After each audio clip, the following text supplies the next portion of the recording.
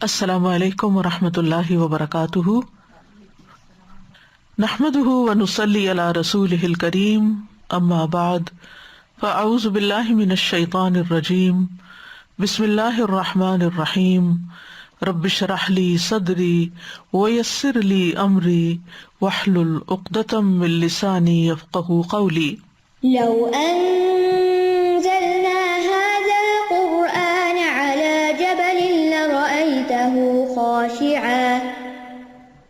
لرأيته خاشعا متصدعا من خشية الله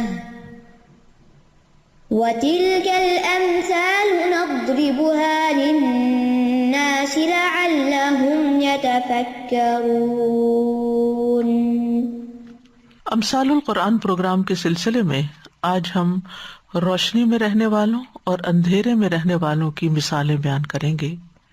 پہلی مثال سورۃ الانعام کی آیت نمبر 122 سے ہے۔ ارشاد باری تعالیٰ ہے، أَوَمَنْ كَانَ مَيْتًا فَأَحْيَيْنَاهُ وَجَعَلْنَا لَهُ نُورًا يَمْشِي بِهِ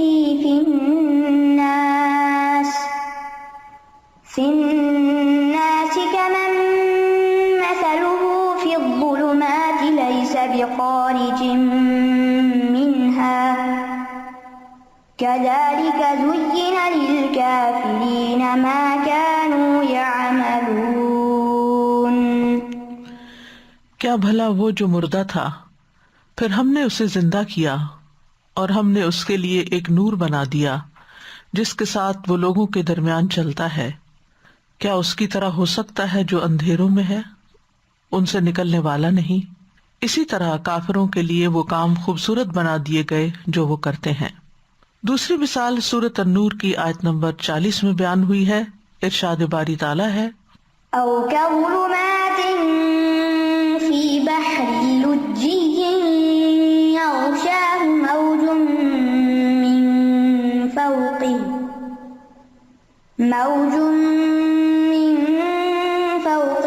موج من فوقه سحاب ظلمات بعضها فوق بعض إذا أخرج يده لم يكد يراها ومن لم يجعل الله له نورا فما له من نور۔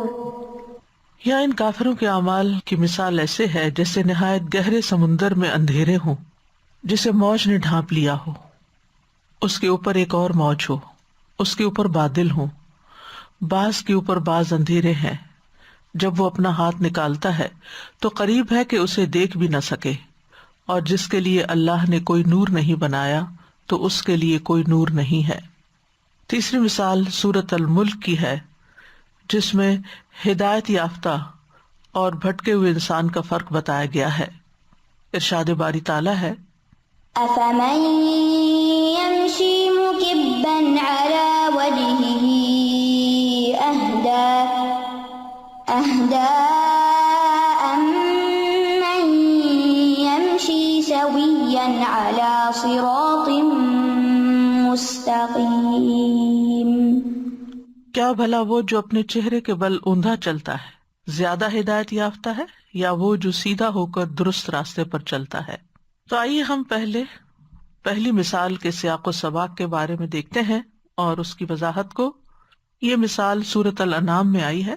اس سورت کے شروع میں ظلمات اور نور کا ذکر ہے۔ الحمد للہ الذی خلق السماوات والارض وجعل الظلمات والنور ثم الذین کفروا بربہم یعدلون۔ سب تعریف اللہ کے لیے ہے جس نے آسمانوں اور زمین کو پیدا کیا اور اسی نے اندھیروں اور روشنی کو بنایا، پھر وہ لوگ جنہوں نے کفر کیا وہ اپنے رب کے ساتھ دوسروں کو برابر قرار دیتے ہیں۔ اسی مناسبت سے یہاں بھی مومن اور کافر کی یہ مثال بیان ہوئی ہے۔ پھر اسی طرح اس صورت کے اندر ہم دیکھتے ہیں کہ جانوروں کے مردار کا بھی ذکر ہے اور پھر جانوروں میں حلال جانوروں کا بھی ذکر ہے، تو ان دونوں میں بھی بہت فرق ہے۔ تو اس مثال کے اندر بھی ہم دیکھتے ہیں کہ دو لوگوں کے درمیان ایک کمپیرزن ہے. ایک وہ شخص ہے جس کو حق نہیں ملا، یا پھر حق سامنے آیا تو اس نے اس کو قبول کرنے سے انکار کر دیا، یعنی وہ مردہ ہے. گویا ایسا انسان جو ہے وہ ذہنی طور پر، فکری طور پر، ایمانی طور پر زندگی نہیں رکھتا. اسی وجہ سے اس کی شخصیت کے اندر ایک فلا رہ گیا. ایسا انسان جسمانی طور پر زندہ ہو سکتا ہے لیکن روحانی اعتبار سے وہ ایک مرا ہوا انسان ہوگا. جس طرح مادی خوراک یعنی کھانا پینا اگر انسان کو نہ ملے تو وہ جسم کو بے جان کر دیتا ہے، اسی طرح انسان کو اگر روحانی غذا نہ ملے تو وہ اس کے دل کو مردہ کر دیتی ہے اور گویا وہ یوں اندھیروں میں ہوتا ہے. اس کے برعکس وہ شخص جو حق کو پا لیتا ہے، وہ پہلے ایک مردہ انسان تھا، پھر حق ملنے کے بعد، ایمان کی روشنی ملنے کے بعد وہ زندہ ہو گیا، متحرک ہو گیا اور اسے سیدھا راستہ نظر آنے لگا. تو یہ دونوں انسان جو ہیں یہ ایک جیسے نہیں ہو سکتے. ایک وہ ہے جس نے حق کو پا لیا اور ایک وہ ہے جو حق سے محروم ہے. ان دونوں کے درمیان بہت بڑا فرق ہے، جیسے زندہ اور مردہ کا فرق ہوتا ہے. تو اس آیت میں اللہ تعالیٰ فرماتے ہیں اوامن کان میتن فاحییناہ. اوامن، اس میں حمزہ استفہام انکاری ہے، یعنی جس بات کے متعلق سوال کیا گیا ہے یہ اس کو رد کرنے کے لیے ہے. تو اوامن کان میتن، تو کیا بھلا وہ جو میت تھا. میتن کا معنی کیا ہے؟ میتن، موت حیات کی ضد ہے. حیات کی طرح موت کی بھی کئی قسمیں ہیں. یعنی ایک موت وہ ہوتی ہے کہ جو انسان، حیوان، نباتات سب میں پائی جاتی ہے. وہ کس طرح کہ جب ان کی قوت نامیہ یعنی وہ قوت جو ان کو نشو و نما دیتی ہے، گرو کرتی ہے، اس کا زوال ہو جاتا ہے. پھر اسی طرح حس اور شعور کے زائل ہونے کو بھی موت کہتے ہیں. یا لیتنی مت قبل ھذا، کاش میں اس سے پہلے مر چکی ہوتی، یعنی مجھے اس بات کا احساس نہ ہوتا، اس تکلیف کو محسوس نہ کرتی. پھر اسی طرح قوت عقل کا زائل ہونا بھی موت کہلاتا ہے، جس کا نام جہالت ہے، جس کا یہاں ذکر ہوا ہے. اوامن کان میتا فاحییناہ، کیا بھلا وہ جو پہلے مردہ تھا پھر ہم نے اس کو زندہ کیا. یا ایک اور جگہ پر آتا ہے انک لا تسمع الموتى، آپ مردوں کو بات نہیں سنا سکتے، یعنی جن کی عقل کام نہیں کرتی ان کو کوئی بات سمجھ نہیں آتی. اسی طرح موت غم کے معنوں میں بھی آتی ہے اور موت نیند کے معنوں میں بھی. یعنی کسی نے کہا ہے کہ النوم موت خفیف والموت نوم ثقیل. نیند جو ہے وہ ہلکی موت ہے، چھوٹی موت ہے، اور جو اصل موت ہے وہ بھاری نیند ہے، یعنی گہری نیند ہے جب انسان پھر دوبارہ نہیں اٹھے گا. وَهُوَ الَّذِي يَتَوَفَّاكُمْ بِاللَّيْلِ، اور فَأَحْيَيْنَاهُ، ہم نے اس کو زندگی بخشی. تو یہ لفظ حیات سے ہے، اور اس میں حیات بھی بالکل موت کے اپوزٹ ہے کہ حیات جب ہوتی ہے جب انسان کے اندر قوت نامیہ ہوتی ہے، یا قوت احساس ہوتی ہے، یا قوت عاملہ ہوتی ہے، یعنی کام کرنے کی صلاحیت ہوتی ہے، یا غم کا دور ہونا، یا آخرت کی دائمی زندگی، وہ اصل حیات ہے. وَإِنَّ الدَّارَ الْآخِرَةَ لَهِيَ الْحَيَوَانُ لَوْ كَانُوا يَعْلَمُونَ، کہ آخرت کی زندگی ہے اصل زندگی ہے، کاش لوگوں کو معلوم ہو. یعنی دائمی زندگی جو ہے جس کے بعد پھر موت نہیں ہے. اور پھر کامل حیات جو ہے وہ صرف اللہ سبحانہ تعالیٰ کی ہے، اسی لیے اس کی صفت الحی ہے. اور پھر دنیا اور آخرت کی زندگی کے اعتبار سے بھی حیات دنیا اور حیات اخرى کو عموماً ڈیفائن کیا جاتا ہے کہ ایک اس دنیا کی زندگی ہے اور ایک آخرت کی زندگی ہے. لیکن یہاں جو بات کی جا رہی ہے مردہ اور زندہ کی، وہ کافر اور مومن کی مثال ہے دراصل. یعنی کافر جو پہلے مردہ تھا، کفر کی حالت میں تھا، اندھیروں میں تھا، پھر ہم نے اس کو علم، ایمان اور اطاعت کی روشنی سے زندہ کر دیا تو اس کو ایک زندگی مل گئی. یعنی کفر کی حالت میں وہ موت کی طرح تھا، گویا مردہ تھا، اور جب ایمان ملا تو گویا اس کو زندگی مل گئی. اسی طرح یہ بھی کہا جاتا ہے کہ یہاں موت سے مراد جہالت اور بے شعوری کی زندگی ہے، جب انسان علم کے بغیر جیتا ہے وہ بھی مردہ ہے. اور زندگی سے مراد علم کا حاصل ہونا اور حقیقت کی پہچان ہو جانا. تو اسی لیے اس کا معنی کیا کیا گیا، اوامن کان میتا فاحییناہ، یعنی کیا وہ شخص جو پہلے گمراہ تھا، جاہل تھا، کافر تھا، پھر ہم نے اس کی گمراہی دور کر دی، ہم نے اس کی جہالت دور کر دی، ہم نے اس کے کفر کا ازالہ کر کے اس کو ایمان بخشا، ایمان کے ساتھ زندہ کیا، یعنی کفر کی وجہ سے وہ مردہ تھا، ہم نے ایمان کے ساتھ اس کو زندہ کیا۔ وَجَعَلْنَا لَهُ نُورًا يَمْشِي بِهِ فِي النَّاسِ، اور ہم نے اس کے لیے ایک نور بنایا جس کے ساتھ وہ لوگوں کے درمیان چلتا پھرتا ہے۔ نور وہ پھیلنے والی روشنی جو اشیاء کے دیکھنے میں مدد دیتی ہے، اور یہ دو قسم پر مشتمل ہوتی ہے، ایک دنیاوی اور ایک اخروی۔ دنیاوی نور جو ہے پھر دو قسم پر مشتمل ہے، ایک معقول جیسے عقل کی روشنی یا قرآن کی روشنی، یعنی جس کا صرف عقل سے ادراک کیا جا سکتا ہے، یعنی عقل کی روشنی جو ہوتی ہے، اور دوسری محسوس جس کا تعلق آنکھ سے ہوتا ہے، جیسے سورج کی روشنی، ستاروں کی روشنی وغیرہ۔ تو وجعلنا لہ نورن، تو یہاں پھر کون سا نور ہوگا؟ نور سے مراد یہاں نور ہدایت ہے، کہ وہ انسان جانتا ہے کہ کس رستے پر چلے، کیا کرے کیا نہ کرے۔ نور سے مراد دین اور ایمان ہے، وجعلنا لہ نورن۔ پھر اسی طرح یہ بھی کہا گیا کہ نور سے مراد قرآن اور اسلام ہے۔ پھر یہ کہ اللہ کی واضح کتاب جو روشن ہے۔ قتادہ کہتے ہیں اس سے مراد یعنی وجعلنا لہ نورن، ہم نے اس کو نور دیا، اس سے مراد اللہ کی کتاب ہے، قرآن مجید ہے، جو مومن کے لیے اللہ کی طرف سے بہت واضح اور روشن ہے۔ وہ اس واضح دلیل پہ عمل کرتا ہے، اسی کو لیتا ہے، اسی دلیل پہ رک جاتا ہے، یعنی جو کرنے کو کہتا ہے وہ کرتا ہے، اور جہاں کہتا ہے رک جاؤ تو رک جاتا ہے۔ جیسے روشنی میں چلنے والا انسان دیکھ بھال کے چلتا ہے، جہاں سے وہ گزر سکتا ہے وہاں سے گزرتا ہے، اور جہاں اس کو رکاوٹ نظر آتی ہے وہاں وہ رک جاتا ہے یا اپنا راستہ بدل لیتا ہے، سوچ سمجھ کے چلتا ہے۔ یعنی وجعلنا لہ نورا یمشی بہ فی الناس، تو یعنی جہاں وہ جاتا ہے اس کی روشنی ساتھ ہوتی ہے، یعنی جس کے اندر ایمان کا چراغ ہو اور جس کے اندر علم ہو، چاہے وہ کسی مجلس میں جائے، چاہے وہ بازار میں جائے، چاہے وہ اپنی جاب پہ جائے، چاہے وہ اپنے گھر میں ہو، وہ جہاں بھی ہوتا ہے اس کی روشنی اس کے ساتھ ہوتی ہے۔ تو اس سے کیا پتہ چلتا ہے کہ وہ اپنی ذات کے اندر بھی روشن ہوتا ہے اور وہ روشنیاں پھیلاتا بھی ہے۔ گویا مومن کا جو فائدہ ہے وہ صرف اس کی ذات تک محدود نہیں ہوتا بلکہ دوسروں تک بھی لے جاتا ہے۔ یمشی بہ فی الناس، یعنی یہ نہیں کہ اس کو نور ملا اور وہ گھر بیٹھ گیا یا آرام سے بیٹھ گیا، بلکہ کیا کرتا ہے، یمشی بہ فی الناس، لوگوں سے میل جول رکھتا ہے، ان کی زندگیوں کو روشن کرتا ہے، ان کے لیے بھی روشنی کا سبب بنتا ہے، یعنی اس کی روشنی اپنے لیے بھی ہوتی ہے اور دوسروں کے لیے بھی ہوتی، اور جتنی زیادہ وہ روشنی پھیلاتا ہے آخرت میں اتنا ہی زیادہ اس کے لیے نور ہوگا جو پلسرات پر انسانوں کو چاہیے۔ یعنی لوگ ایسے انسان سے فائدہ اٹھاتے ہیں دنیا میں، اس کے ایمان کے نور سے روشنی حاصل کرتے ہیں۔ وہ جہاں جاتا ہے خیر پھیلاتا ہے، وہ جہاں جاتا ہے فائدے کا ہوتا ہے۔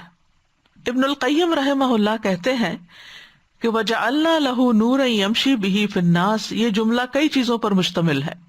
نمبر ایک کہ لوگ اندھیروں میں ہیں، وہ ان میں روشنی کے ساتھ چلتا ہے، یعنی جن لوگوں کے اندر جہالت ہے، جو لوگ جہالت کا شکار ہیں، یہ علم والا، ایمان والا نور لے کر ان تک پہنچتا ہے اور ان کو روشنی دکھاتا ہے۔ بس اس کی اور لوگوں کی مثال ایسے ہے جیسا کہ وہ لوگ جن پر رات چھا جائے اور راہ گم کر بیٹھے ہوں، یعنی سفر کر رہے ہیں اور اندھیرا آ جائے اور ان کو رستہ ہی نہ ملے اور وہ راستے کی طرف رہنمائی ہی حاصل نہ کر سکتے ہوں، اور دوسرے آدمی کے پاس روشنی ہے، اس روشنی کے ساتھ چلتا ہے اور راستے کو دیکھتا جاتا ہے، جن چیزوں سے بچنا چاہیے ان سے بچتا جاتا ہے، اور جہاں سے جانا چاہیے اس طرف سے جاتا رہتا ہے۔ یمشی بہ فی الناس۔ دوسری بات وہ کہتے ہیں کہ وہ چیز جس پر یہ جملہ مشتمل ہے وہ یہ ہے کہ ایسا شخص لوگوں میں اپنے نور کے ساتھ چلتا ہے تو وہ بھی اس سے اتنا نور حاصل کر لیتے ہیں جتنی ان کو اس نور کی ضرورت ہوتی ہے۔ تیسرا یہ کہ قیامت کے دن وہ اپنے نور کی وجہ سے پل صراط پر چلے گا، جبکہ شرک کرنے والے، منافقت کرنے والے، یہ سب شرک اور منافقت کے اندھیروں میں ہوں گے۔ تو ایسا شخص جو پہلے مردہ تھا، اس کو علم ہی نہیں تھا، کچھ پتہ ہی نہیں تھا دین کیا، ایمان کیا ہے، جیسے نبی صلی اللہ علیہ وسلم کے آنے سے پہلے کے حالات تھے لوگوں کے، پھر ان کو ایمان ملا، پھر قرآن ملا، ہدایت ملی، نور ملا، پھر وہ اس چراغ کو لے کے آگے چلے اور زندگیاں لوگوں کی روشن ہوتی چلی گئی، خیر ہی خیر پھیلتی چلی گئی. کیا یہ لوگ اور وہ جو اندھیروں میں ہی رہے، ابو جہل اور ابو لہب جیسے، یہ ایک جیسے ہو سکتے؟ یہ ایک جیسے نہیں ہو سکتے. ان کی زندگیاں کتنے فائدے میں رہی، کتنے بے شمار لوگوں کو ان سے فائدہ پہنچا. حضرت عمر نے کیسی عدل والی حکومت قائم کی، کیسے کیسے علاقے فتح کی اور وہاں وہاں اسلام پھیلا، روشنی پھیلی. اور دوسری طرف ابو لہب اور ابو جہل کا انجام کیا ہوا، ان کو کیا ہاتھ آیا؟ اندھیرے جو دنیا میں بھی تھے اور قبر میں بھی اور حشر میں بھی اور پل صراط میں بھی اور ہر جگہ اندھیرے ہی اندھیرے. کمم مثلہ فی الظلمات، کیا وہ اس شخص کی طرح ہو سکتا ہے کہ جو اندھیروں میں ہو؟ یعنی کمم مثلہ یعنی جیسا کہ وہ شخص ہو، کمن ہوا. اور مثل کا کیا معنی ہے؟ ایسی بات جو کسی دوسری بات سے ملتی جلتی ہو اور ان میں سے کسی ایک کے ذریعے دوسری کا مطلب واضح ہو جائے. پھر ظلمات، ظلمات ظلمت کی جمع ہے، روشنی کا معدوم ہونا. وجعل الظلمات والنور، اور کبھی ظلمت کا لفظ بول کر جہالت، شرک اور گناہ مراد لیے جاتے ہیں. جس طرح نور کا لفظ علم اور ایمان اور عمل صالح پہ بولا جاتا ہے، اسی طرح ظلمت کا لفظ جہالت، شرک اور فسق و فجور کے معنوں میں لیا جاتا ہے. قرآن مجید میں آتا نا، اللہ ولی الذین آمنوا یخرجہم من الظلمات الی النور. سورۃ ابراہیم میں حضرت موسیٰ کو کہا گیا تھا ان اخرج قومک من الظلمات الی النور، کہ اپنی قوم کو اندھیروں سے نکال کے روشنی کی طرف لے آؤ. تو اس آیت میں ظلمات سے مراد کفر، گمراہی، منافقت وغیرہ کے اندھیرے ہیں. اور جب انسان کے اندر علم نہیں ہوتا، نور نہیں ہوتا، تو پھر اس کے اندر خواہشات جنم لیتی ہیں اور وہ ہر حرام رستے پہ چلنے لگتا ہے. جب ایمان نہیں ہوتا تو شبہات ہوتے ہیں، شکوک ہوتے ہیں، اور انسان مختلف طرح کی گمراہیوں میں پڑا ہوا ہوتا ہے. لیس بخارج منہا، وہ اس سے نکلنے والا ہی نہیں. یعنی ان گمراہیوں سے، ان اندھیروں سے اس کے نکلنے کا کوئی امکان نہیں ہے. اندھیرا ہونے کی وجہ سے وہ راستہ دیکھ نہیں پاتا، اندھیروں میں ہی ڈوبا رہتا ہے. کذالک زین للکافرین ما کانوا یعملون، اسی طرح کافروں کے لیے ان کے وہ اعمال جو وہ کرتے ہیں مزین کر دیے گئے، اس لیے وہ اندھیرے سے نہیں نکلتے، وہ اندھیروں میں ہی خوش ہیں، وہ اس کو بڑی چیز سمجھتے ہیں. یعنی ان کے اندھیروں سے نہ نکلنے یا نکلنے کا راستہ نہ پانے کی وجہ کیا ہے کہ وہ ان اندھیروں سے کمفرٹیبل ہو گئے، تاریکیوں سے مانوس ہو گئے ہیں. انہیں اپنے برے کام اچھے لگتے ہیں، ان کے لیے شیطان نے برائیاں مزین کر دی ہیں، اور ان میں بے شمار برائیاں تھیں. جیسے نبی صلی اللہ علیہ وسلم کے زمانے میں نبی صلی اللہ علیہ وسلم کی مخالفت، ایمان والوں کے ساتھ دشمنی، پھر غیر اللہ کے لیے جو جانور قربان کرتے تھے، حرام کو حلال کرتے تھے، عورتوں کے ساتھ برا سلوک، اور اس طرح کی بہت سی برائیاں. اپنی اولاد کو قتل کر دینا، جیسے سورۃ الانعام میں ہی آتا ہے وَكَذَلِكَ زَيَّنَ لِكَثِيرٍ مِّنَ الْمُشْرِكِينَ قَتْلَ أَوْلَادِهِمْ شُرَكَاؤُهُمْ. اسی طرح بہت سے مشرکوں کے لیے اپنی اولاد کو مار ڈالنا ان کے شریکوں نے خوشنما بنا دیا، وہ اس پہ خوش، اپنی اولاد مار کے. اس سے زیادہ جہالت کیا ہوگی؟ اور یہی بات ہوتی ہے کہ جب انسان کے پاس علم نہیں ہوتا، ایمان نہیں ہوتا، تو وہ گناہ کرتے ہوئے کوئی آر بھی محسوس نہیں کرتا، وہ سمجھتے ہی سب اچھا کر رہا ہے. تو بہرحال یہاں اندھیرے میں رہنے والوں اور روشنی میں رہنے والوں کا کمپیریزن کیا گیا، تقابلی جائزہ لیا گیا ہے کہ ایک وہ جو ہدایت پر ہے اور دوسرا وہ جو گمراہی پر ہے، یہ دونوں برابر نہیں ہو سکتے. نہ ان کی زندگی برابر ہے، نہ ان کی موت برابر ہے، اور نہ ان کا انجام برابر ہے. سورۃ فاطر میں آتا ہے وَمَا يَسْتَوِي الْأَعْمَى وَالْبَصِيرُ وَلَا الظُّلُمَاتُ وَلَا النُّورُ وَلَا الظِّلُّ وَلَا الْحَرُورُ وَمَا يَسْتَوِي الْأَحْيَاءُ وَلَا الْأَمْوَاتُ. اور اندھا اور دیکھنے والا برابر نہیں، نہ اندھیرے اور نہ روشنی، اور نہ سایہ اور نہ دھوپ، نہ زندے برابر ہے نہ مردے برابر ہیں. اور جیسے کہ پہلے میں نے ذکر کیا کہ بعض کے نزدیک اس مثال سے خاص لوگ مراد ہیں، جیسے عمر بن خطاب، ابو بکر رضی اللہ عنہ، عمار بن یاسر، اور دوسری طرف اندھیروں میں جیسے ابو جہل وغیرہ. لیکن اصل بات یہی ہے کہ یہ ہر مومن ہدایت یافتہ، علم والے، اور غیر مومن، غیر ہدایت یافتہ، جہالت میں رہنے والے کے درمیان ایک کمپیریزن ہے. اللہ سبحانہ وتعالیٰ نے یہاں کفار کو مردہ کہا ہے. اور ایک اور جگہ پر بھی آتا ہے سورۃ النحل میں اموات غیر احیاء، یہ مردہ ہیں زندہ نہیں ہیں. سورۃ یاسین میں آتا ہے لینذر من کان حیا، یہ کتاب اس لیے آئی ہے، یہ نبی اس لیے آیا تاکہ اسے ڈرائے جو زندہ ہے. پھر اسی طرح اللہ تعالیٰ کا فرمان ہے انک لا تسمع الموتى، بے شک آپ مردوں کو نہیں سنا سکتے. پھر وما یستوی الاحیاء ولا الاموات، مردہ اور زندہ برابر نہیں ہوتے. تو میت کو نہیں پتہ چلتا اس کو کہاں لے جایا جا رہا ہے، اس کی قبر کہاں ہے، اس کے ساتھ کیا کیا جا رہا ہے، کچھ پتہ نہیں. ایسے ہی ایک جاہل انسان جو ہوتا ہے، ایک ایمانی طور پہ مردہ انسان، اس کو بھی نہیں پتا ہوتا اس کی زندگی کس ڈگر پہ جا رہی ہے، وہ کس انجام کی طرف بھاگا چلا جا رہا ہے. ہدایت یافتہ انسان جو ہے وہ اپنے ہوش و حواس میں ہر فیصلہ سوچ سمجھ کے کرتا ہے، جبکہ مردہ انسان کسی بھی معاملے میں اس کے کوئی ڈیسیژن پار نہیں ہوتی، کوئی حرکت نہیں ہوتی اس کے اندر. تو ہدایت اور علم جو ہے یہ بصیرت ہے جس سے دنیا کے فائدے بھی حاصل ہوتے ہیں اور آخرت کی کامیابی میں بھی یہ بہت مددگار ہے. اللہ سبحانہ تعالیٰ کا مومنوں پر خاص فضل ہے کہ وہ ان کو اندھیروں سے روشنی کی طرف لاتا ہے، اور جسے نور ہدایت مل جاتا ہے وہ ہی کامیاب ہونے والا ہے. رسول اللہ صلی اللہ علیہ وسلم نے فرمایا بے شک اللہ عز و جل نے اپنی مخلوق کو اندھیرے میں پیدا کیا، پھر اسی دن ان پہ نور ڈالا، جس پر وہ نور پڑ گیا وہ ہدایت پا گیا، اور جسے وہ نور نہ مل سکا وہ گمراہ ہو گیا. تو بہرحال انسان کو اللہ تعالیٰ سے نور مانگتے رہنا چاہیے. اور ویسے بھی آپ دیکھیں کہ نور کے علاوہ جو زندگی کی بات کی گئی ہے تو قرآن کو، وحی کو روح کہا گیا ہے. جیسے جسم کے لیے روح جو ہے وہ زندگی کا باعث ہوتی ہے، اسی طرح ایمانی زندگی کے لیے روح یا قرآن جو ہے یہ زندگی ہے. اسی طرح اللہ اور اس کے رسول کی اطاعت میں بھی زندگی ہے، جیسے کہ سورۃ انفال میں آتا ہے یا ایھا الذین آمنوا استجیبوا للہ وللرسول اذا دعاکم لما یحییکم، اے لوگو جو ایمان لائے ہو، اللہ اور اس کے رسول کی دعوت قبول کر لو جب وہ تمہیں اس چیز کے لیے دعوت دے جو تمہیں زندگی بخشتی ہے. تو دل کی زندگی جو ہے وہ ایمان میں ہے، عمل صالح میں ہے، اور نیک کام کرنے میں ہے. اور جو شخص نیکی کو نیکی نہیں سمجھتا اور گناہ کو گناہ نہیں سمجھتا وہ دراصل مردہ ہے. زندہ وہ ہے جو نیکی اور بدی کا فرق پہچان لے، حلال و حرام کا فرق پہچان لے، اچھے برے میں فیصلہ کر سکے. دوسری مثال أو كظلمات في بحر لجي يغشاه موج من فوقه موج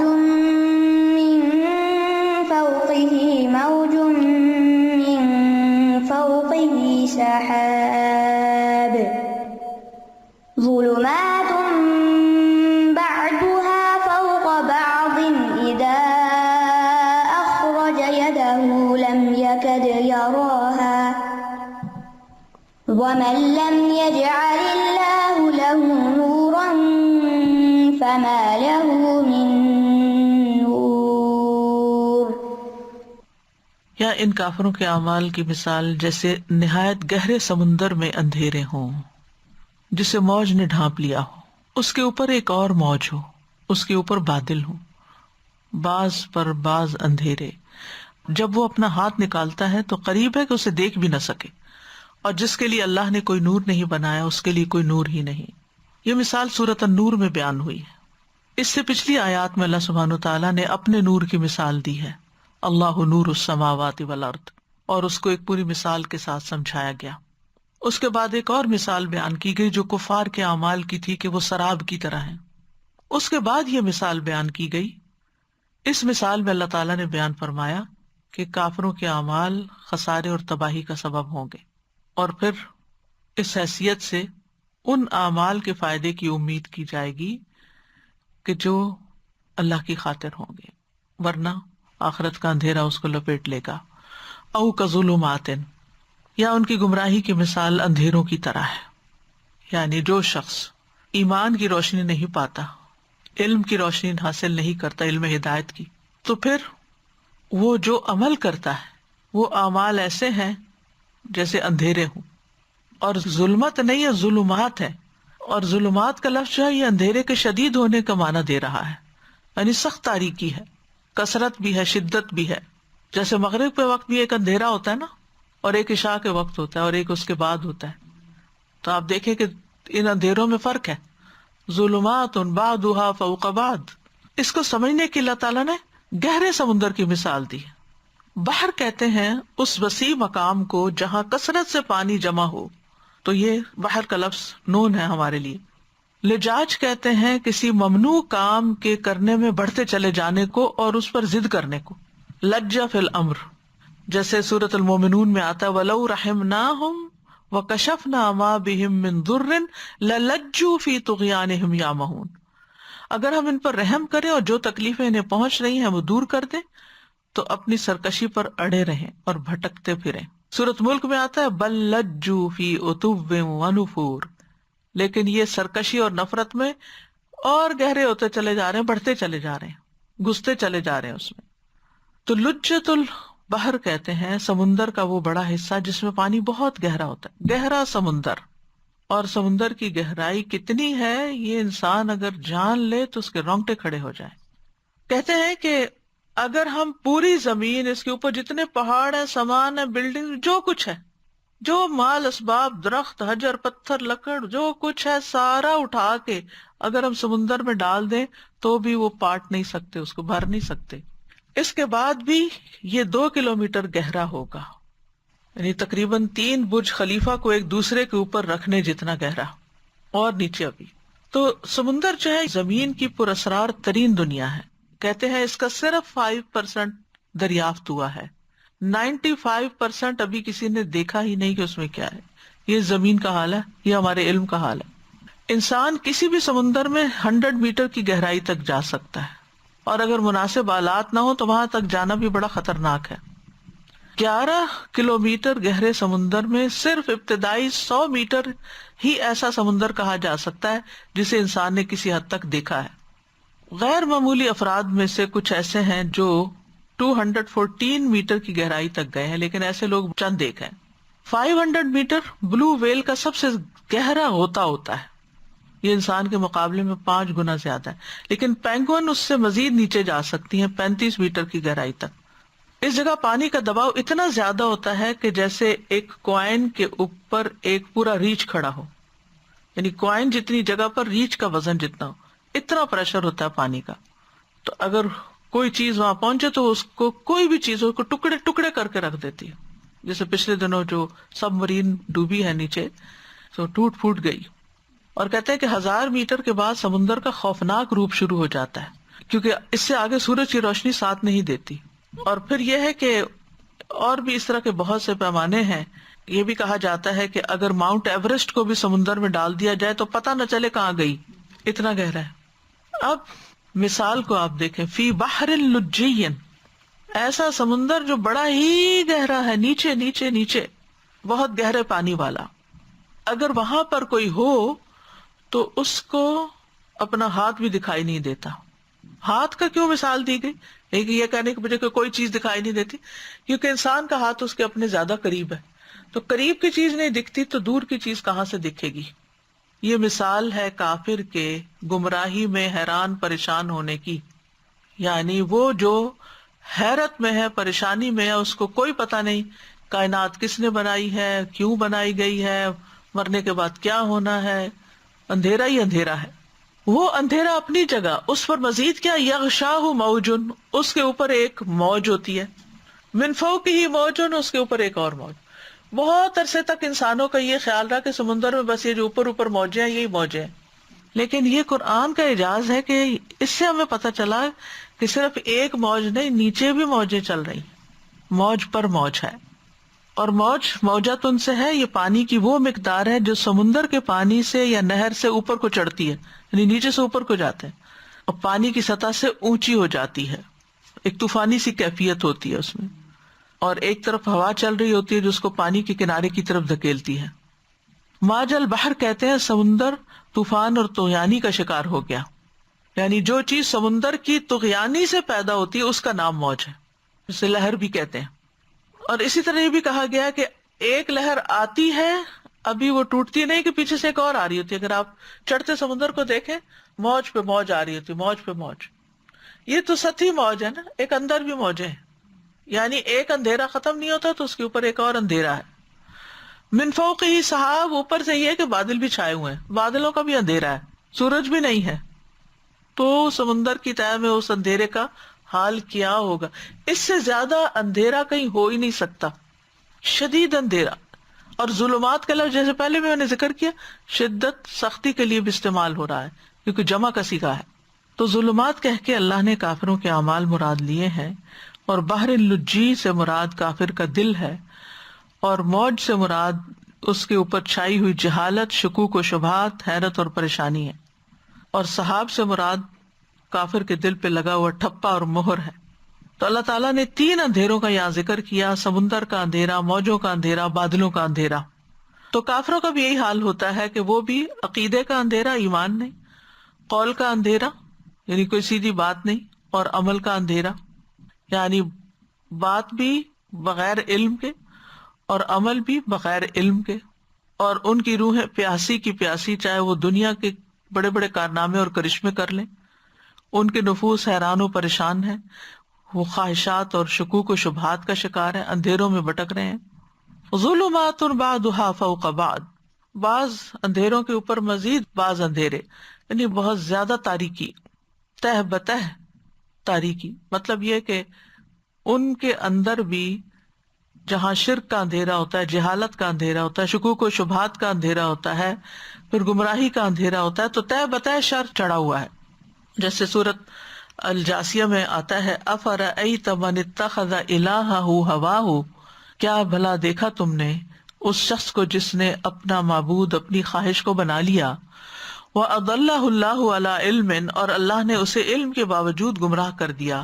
وَخَتَمَ عَلَىٰ سَمْعِهِ وَقَلْبِهِ وَجَعَلَ عَلَىٰ بَصَرِهِ غِشَاوَةً، اور اس کے کان اور اس کے دل پر مہر لگا دی اور اس کی آنکھ پہ پردہ ڈال دیا.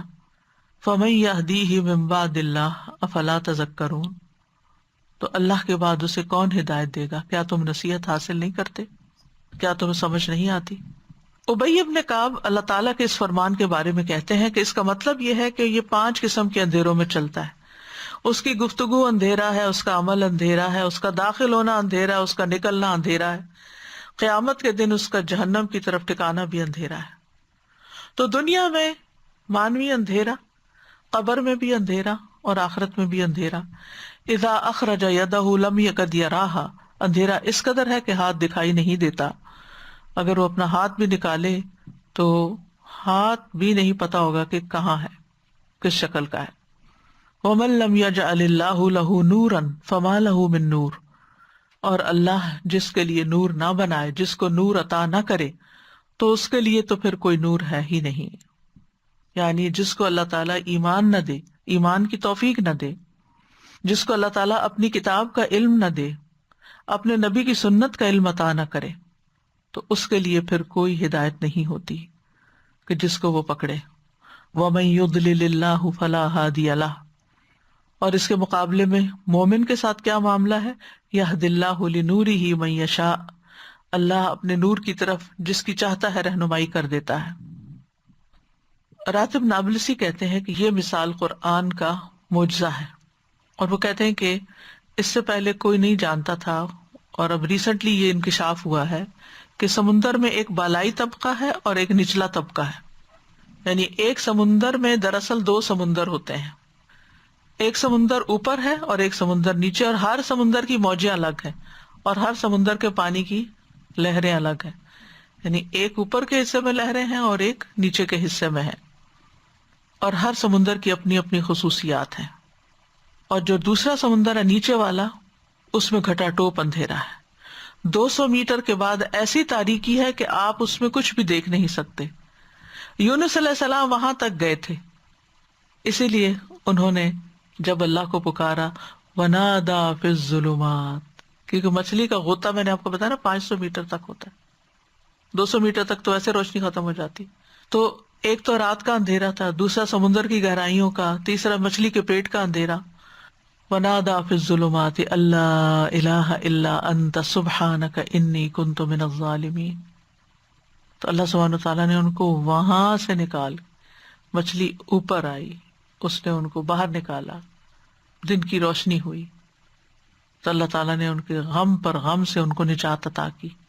وَكَذَلِكَ نُنْجِي الْمُؤْمِنِينَ، ہم مومنوں کو بھی ایسے ہی نجات دیتے ہیں۔ یعنی مشکل وقت میں جب مومن اپنے رب کو پکارتے ہیں اور ایسے کلمات کے ساتھ، تسبیح کے ساتھ، اپنے گناہوں کا اعتراف کرتے ہوئے، تو اللہ تعالیٰ ان کو بھی نجات دیتا ہے۔ تیسری مثال جو سورۃ الملک کی آیت نمبر 22 میں بیان ہوئی ہے، أفمن يمشي مكبا على وجهه أهدى أمن يمشي سويا على صراط مستقيم۔ کیا بھلا وہ جو اپنے چہرے کے بل اوندھا چلتا ہے زیادہ ہدایت یافتہ ہے، یا وہ جو سیدھا ہو کر درست راستے پہ چلتا ہے؟ یہ مثال سورۃ الملک میں بیان ہوئی ہے۔ اس سورت کے آغاز میں اللہ سبحانہ تعالیٰ نے موت و حیات کی تخلیق کا مقصد بیان کیا ہے، لِیَبْلُوَکُمْ أَیُّکُمْ أَحْسَنُ عَمَلًا۔ اس کے بعد توحید کے بہت سے دلائل پیش کیے ہیں جو کائنات میں ہمیں نظر آتے ہیں، پھر توحید کا انکار کرنے والوں کی سزا کا ذکر ہے، اور اللہ سے ڈرنے والوں کے لیے اجر عظیم کی خوشخبری ہے۔ اس کے بعد یہ مثال بیان کی گئی ہے، أَفَمَن يَمْشِي مُكِبًّا عَلَى وَجْهِهِ أَهْدَىٰ أَمَّن يَمْشِي سَوِيًّا عَلَى صِرَاطٍ مُسْتَقِيمٍ۔ تو یہاں پر اللہ سبحانہ تعالیٰ نے بیسیکلی دو لوگوں میں جو کمپیریزن کیا ہے، ایک ہے مکبن علی وجہہ اور دوسرا ہے یمشی سویا علی صراط مستقیم۔ جیسے پچھلی دو مثالوں میں ہم نے دو مختلف افراد کے بارے میں پڑھا، ایک جس کے پاس روشنی ہے اور دوسرا جو اندھیروں میں ہے، تو یہاں بھی ایک وہ جو سیدھے راستے پر ہے اور ایک وہ جو سر اندھائے چل رہا ہے۔ مکبن، مکب وہ انسان ہوتا ہے جو چہرے کے بل گر رہا ہوتا ہے۔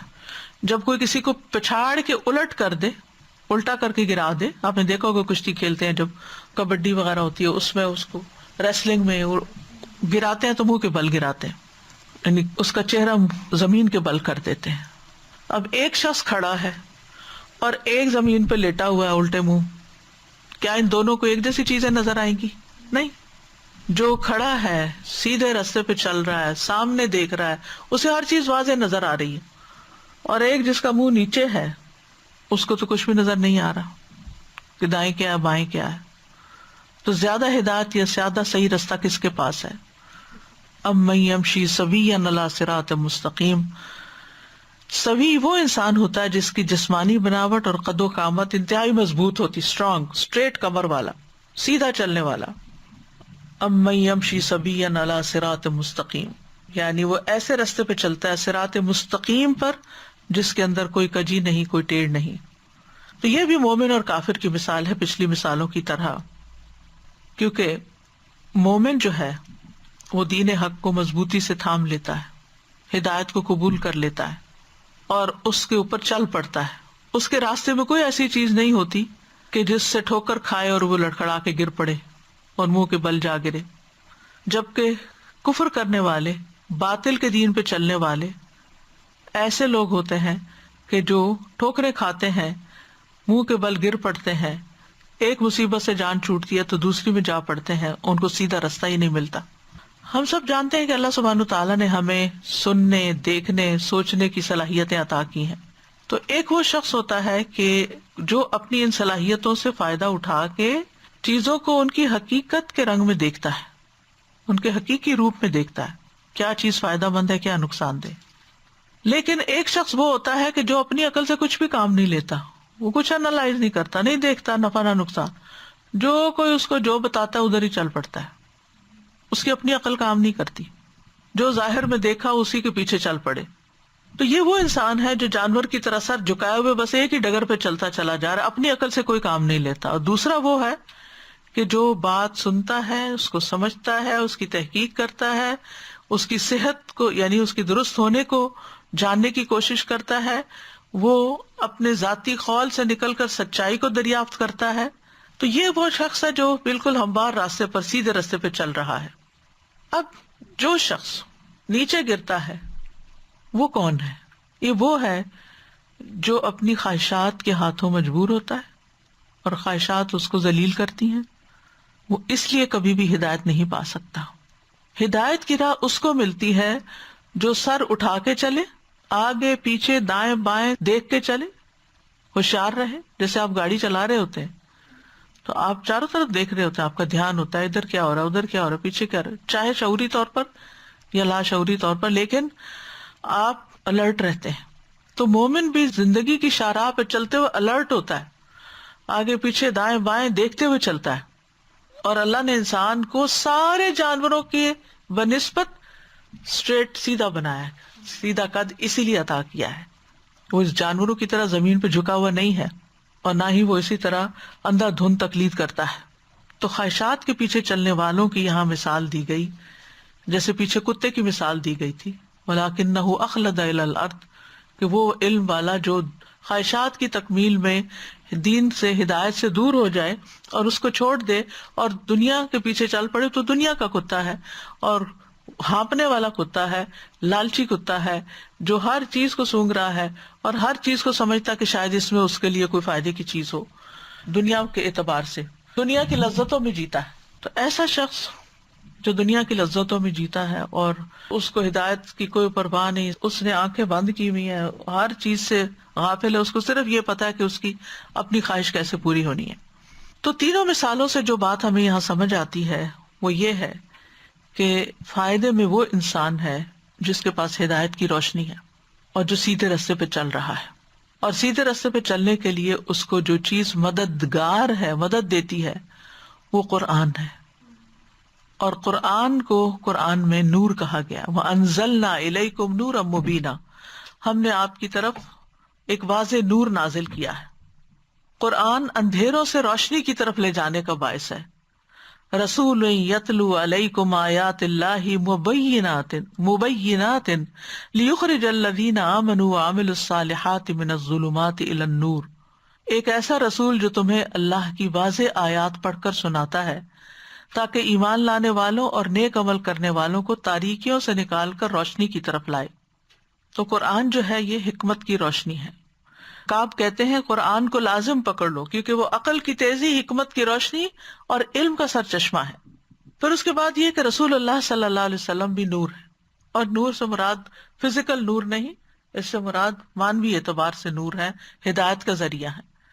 جیسے سورۃ المائدہ میں آتا ہے قد جاءکم من اللہ نور و کتاب مبین، بے شک تمہارے پاس اللہ کی طرف سے ایک روشنی اور واضح کتاب آئی ہے. تو اس نور سے مراد یہاں رسول اللہ صلی اللہ علیہ وسلم. ایک اور جگہ پر آپ کو سراج منیرہ کہا گیا ہے، روشنی کرنے والا چراغ. پھر یہ کہ ہمارا دین بھی نور ہے. یریدون ان یطفئوا نور اللہ بافواہہم، وہ چاہتے ہیں کہ اللہ کے نور یعنی دین کو اپنے منہوں سے بجھا دیں، یعنی دنیا سے ختم کر دیں. اور اللہ نہیں مانتا مگر یہ کہ اپنے نور کو پورا کرے، خواہ کافر لوگ برا ہی جانے. پھر اسی طرح ذکر الہی جو ہے وہ بھی نور ہے. ابن القیم کہتے ہیں ذکر کرنے والے کے لیے دنیا میں نور ہے، قبر میں نور ہے، قیامت کے دن نور ہے، پل صراط میں اس کے آگے آگے بھی نور ہوگا. پس دل اور قبریں کسی عمل سے اتنا نہیں چمکتی جتنا ذکر سے چمکتی ہیں، اللہ کی یاد سے چمکتی ہیں، دل بھی اور قبر بھی.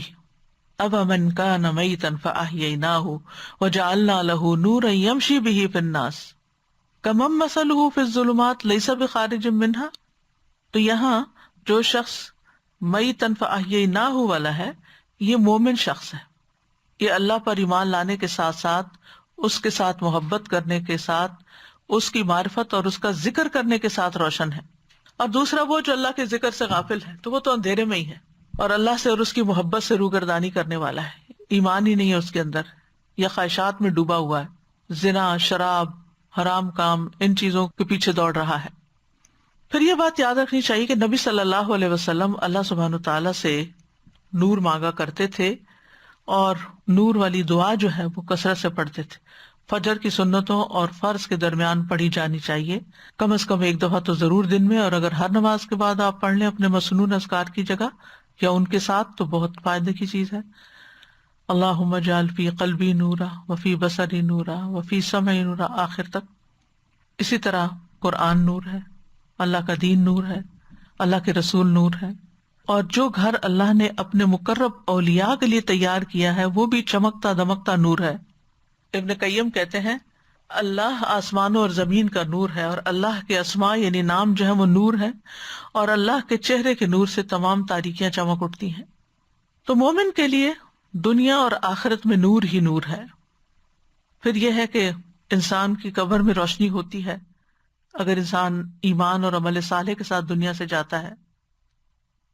قیامت کے دن بعض بندے سورج کی طرح کا نور رکھتے ہوں گے۔ ابن عمر کہتے ہیں ایک دن میں نبی صلی اللہ علیہ وسلم کے پاس بیٹھا ہوا تھا، اس وقت سورج طلوع ہو رہا تھا۔ فرمایا قیامت کے دن میری امت کے کچھ لوگ اس طرح آئیں گے کہ ان کا نور سورج کی روشنی کی طرح ہوگا، اتنا نور لے کر آئیں گے۔ ابو بکر نے پوچھا رضی اللہ عنہ، یا رسول اللہ صلی اللہ علیہ وسلم کیا وہ ہم لوگ ہوں گے؟ فرمایا نہیں، تمہارے لیے تو خیر کثیر ہے، لیکن یہ وہ فقراء مہاجرین ہوں گے جنہیں زمین کے کونے کونے سے جمع کر لیا جائے گا۔ اسی طرح ایک اور حدیث میں آتا ہے کہ بعض نور کے ممبر پر ہوں گے، نورانی چہروں والے ہوں گے، نور کے لباس والے ہوں گے، اور obviously یہ اللہ سبحانہ وتعالیٰ ہی عطا کرتا ہے جس کو عطا کرے۔ قیامت کے دن اللہ تعالیٰ ایسے لوگوں کے لیے نور کے ممبر رکھے گا۔ حدیث بڑی خوبصورت ہے، آپ لوگوں نے بہت دفعہ سنی ہوگی، اور سنتے ہیں پڑھتے ہیں تو دل خوش ہو جاتا ہے۔ ایک دیہاتی آپ کے پاس آیا اور گھٹنوں کے بل جھک کے عرض کیا، یا رسول اللہ کچھ ایسے لوگ ہیں جو انبیاء اور شہید تو نہ ہوں گے، مگر قیامت کے روز اللہ کے ہاں ان کے بلند مرتبہ منازل کو دیکھ کے انبیاء اور شہداء ان پہ رشک کریں گے۔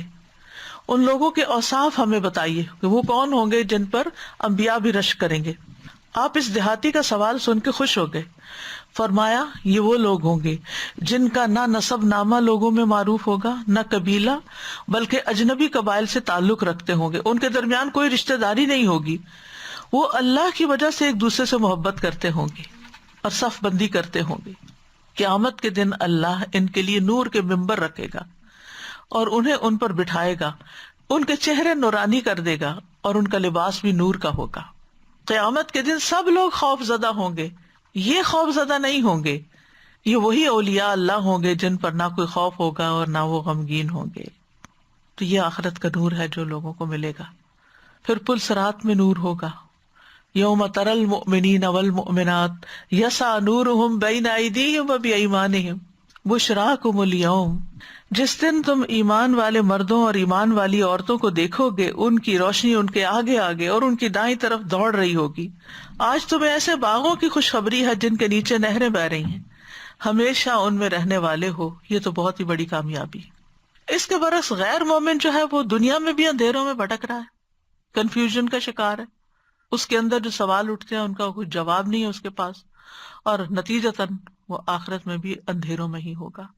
والذین کفروا اولیاؤہم الطاغوت یخرجونہم من النور الی الظلمات اولئک اصحاب النار ہم فیہا خالدون، وہ جنہوں نے کفر اختیار کیا ان کے دوست طاغوت ہیں جو انہیں نور سے اندھیروں کی طرف نکال لے جاتے ہیں، یہی لوگ آگ کے ساتھی ہیں جو اس میں ہمیشہ رہنے والے ہیں۔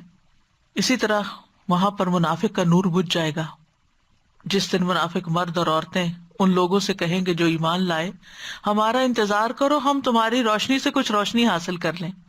کہا جائے گا اپنے پیچھے لوٹ جاؤ، کچھ روشنی تلاش کرو۔ پھر ان کے درمیان ایک دیوار بنا دی جائے گی جس میں ایک دروازہ ہوگا، اندر کی طرف رحمت ہوگی، باہر کی طرف عذاب ہوگا۔ وہ انہیں آواز دیں گے دیوار کے پار، کیونکہ اندر تو نہیں جا سکیں گے۔ کہیں گے کیا ہم تمہارے ساتھ نہ تھے؟ وہ کہیں گے کیوں نہیں، لیکن تم نے اپنے آپ کو فتنے میں ڈالا اور تم انتظار کرتے رہے اور تم نے شک کیا اور جھوٹی آرزوؤں نے تمہیں دھوکہ دیا، یہاں تک کہ اللہ کا حکم آ گیا اور اس دغا باز نے تمہیں اللہ کے بارے میں دھوکہ دیا۔ تو پھر ان کا نور قیامت کے دن پہلے جلے گا پھر بجھ جائے گا، جیسے ابتدا میں انہوں نے اسلام قبول کیا پھر چھوڑ دیا۔ تو کرنے کے کام کیا ہیں؟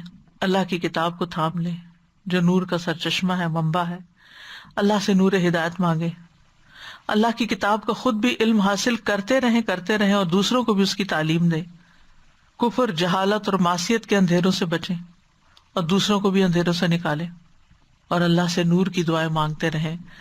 ربنا اتمم لنا نورنا واغفر لنا انک علی کل شیء قدیر، اللہم اجعل فی قلبی نورا وفی لسانی نورا واجعل فی سمعی نورا واجعل فی بصری نورا واجعل من خلفی نورا ومن امامی نورا واجعل من فوقی نورا ومن تحتی نورا اللہم آتنی نورا اللہم الف بین قلوبنا واصلح ذات شأننا واہدنا سبل السلام ونجنا من الظلمات الى النور وجنبنا الفواحش ما ظہر منها وما بطن وبارک لنا فی اسماعنا وابصارنا وقوتنا ما احییتنا وتب علینا انک انت التواب الرحیم وجعلنا شاکرین لنعمتک مثنین بہا قابلیہا واتمہا علینا. یا اللہ ہمیں اپنی نعمتوں کا شکر ادا کرنے والا بنا دے، اور یہ کہ ہم ان کا کما حق ہو اعتراف کریں، انہیں برمحل استعمال میں لائیں، اور ان نعمتوں کو ہم پر اللہ تعالیٰ تمام کر دے، کامل کر دے. اللہ سبحانہ تعالیٰ یہ پینڈیمک کی آزمائش کو ختم فرما دے، تمام بیماروں کو صحت عطا فرما دے، سب پریشان حالوں کی پریشانی دور فرما دے. یا اللہ ہمیں ایمان اور تقوی والی زندگی عطا فرما، اور ایمان کے ساتھ ہی دنیا سے لے جانا. یا رب العالمین، تمام لوگوں کے دلوں میں جو پریشانیاں ہیں، فکر ہیں، اللہ ان کو دور کر دے. جو بھی کسی بیماری کا شکار ہے ان کی بیماری دور فرما دے. ربنا آتنا فی الدنیا حسنۃ وفی الآخرۃ حسنۃ وقنا عذاب النار. ربنا لا تزغ قلوبنا بعد اذ ہدیتنا وہب لنا من لدنک رحمۃ انک انت الوہاب. ربنا تقبل منا انک انت السمیع العلیم وتب علینا انک انت التواب الرحیم. وصلی اللہ تعالی علی خیر خلقہ محمد وعلی آلہ واصحابہ واہل بیتہ اجمعین برحمتک یا ارحم الراحمین. الہی آمین.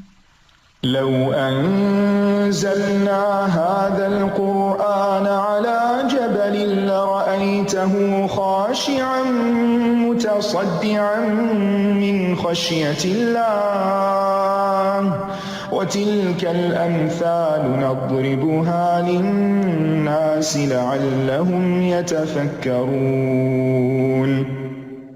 الحمدللہ چھوٹی سی بات ایڈ کرنا چاہوں گی اوشنز کے حساب سے. جو اوشن کرنٹس ہوتے ہیں نا، وہ ایک طرف کو چل رہے ہوتے ہیں، جیسے کلاک وائز ہوتے ہیں، اور ان کی بیچ میں مداخلت آتی ہے جب ویوز میں ٹیمپریچر کی اوپر، یعنی کہ کبھی بہت گرم ٹیمپریچر آتا ہے، کبھی نیچے، اور ہواؤں سے، یعنی کہ ان کے اندر کرنٹس میں بھی وہ بالکل فلو سے چل رہے ہوتے ہیں. جب ان کے بیچ میں کوئی چیز آتی ہے تو وہ بپھر جاتے ہیں، اور وہ اتنی تیزی سے گھومتے ہیں، وہ سائیکلونز بھی اندر پیدا کرتے ہیں. ان کے اندر وہاں پہ والکینوز بھی ہیں اندر سمندر کے اندر. خاص طور پہ جو انڈین اوشن ہے، وہ اس سے جب آپ نیچے جاتے ہیں تو وہ ایریا سارا جو ہے وہ بہت ڈیپ واٹرز ہیں، اور جو ویلز اور وہاں کی جو مخلوق ہے وہ بھی ہم امیجن بھی نہیں کر سکتے کہ وہ اتنی بڑی ہوتی ہے. کیونکہ جو چھوٹے آئیلینڈز ہیں، میں خود برمیوڈا آئیلینڈ پہ رہی ہوں، تو جب چھوٹے آئیلینڈز پہ آ کے کبھی کوئی جانور آ جاتا تھا تو وہ اس کا اتنا سائز ہیوج ہوتا تھا. اور وہاں پہ جو انہوں نے میوزیم میں جو ویلز پکچرز ڈرا کی ہوئی ہیں، اس زمانے میں جیسے دیواروں پہ ڈرا کرتے تھے کہ ہم نے اتنی بڑی ویل لکھی ہے، اس میں 12 سے 15 بسز آتی تھیں، بسز جو اسکول بس ہوتی ہے. تو ہم امیجن نہیں کر سکتے اس دنیا میں رہتے ہوئے کہ سمندر کی زندگی کتنی ڈیپ اور کس قسم کی ہے. اور اس کے جو ویو کرنٹس ہیں، وہ جب نیچے سے اٹھتے تھے تو آٹومیٹک لگتا تھا کہ یہ پورا آئیلینڈ اٹھا کے کہیں پھینک دیں گے، اتنا خوف آتا تھا. اور ابھی یہ جو کل پرسوں خوفناک وہ آیا ہے انڈیا میں سائیکلون، اللہ معاف کر دے، لگتا سا سمندر اوپر ہی آ جائے گا جیسے.